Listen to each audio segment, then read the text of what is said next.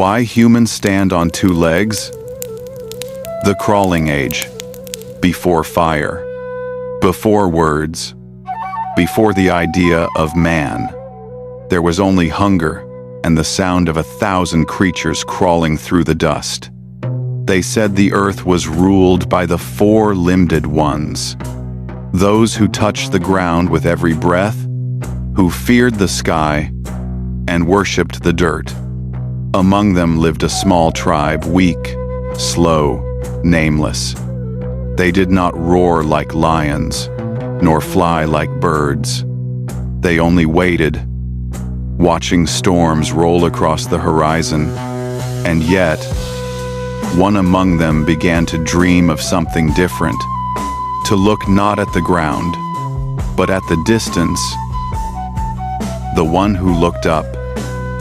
Her name was Ara, a word meaning sky, in a language that no longer exists. She was small, thin, with eyes always tilted toward the clouds. When the others crawled through the reeds to gather fruit, she would stop and rise. For a moment, on her back legs, to see beyond the trees, the elders warned her, "Those who rise too high will fall. The sky burns the proud."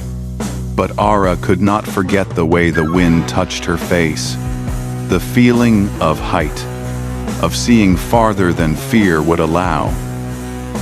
The trial of falling. One season, the plains burned dry. The herds moved farther north. Food vanished.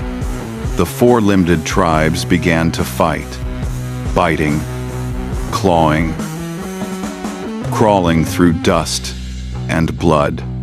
Ara's tribe followed the scent of smoke, believing lightning had struck prey.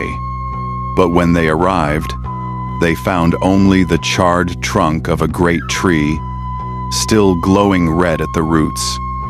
It was there Ara stood tall again, not to see prey, but to see light. Her body shook.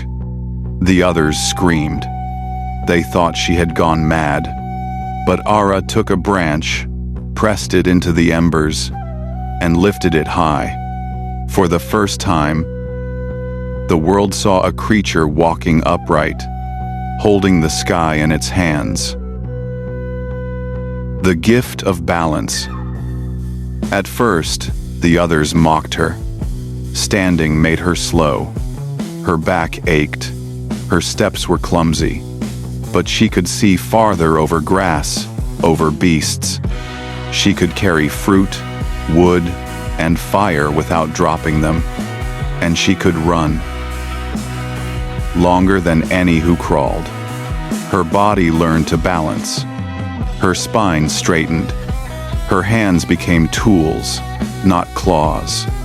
The earth no longer held her down. It merely carried her forward. The tribe began to imitate, and with every generation, their gaze lifted higher. The birth of the horizon. Seasons turned. Children of Ara walked farther than any before them.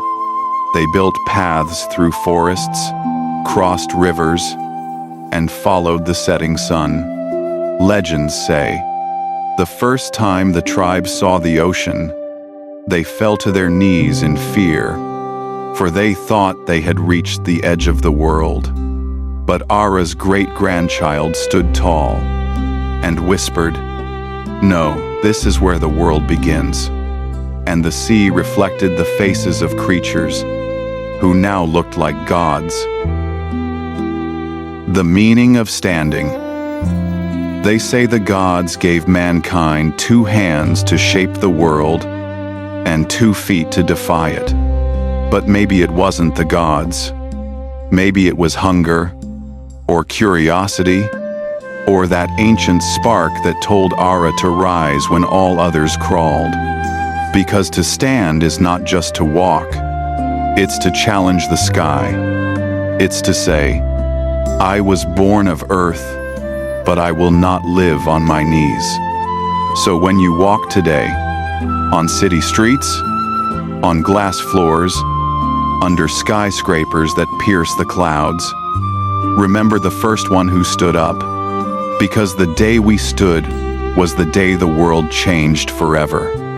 And that day was the first time humanity touched the heavens. If this story moved you, subscribe to Kelvin's Heart Tales, where forgotten origins come alive. Because somewhere between evolution and legend lies the truth of who we are.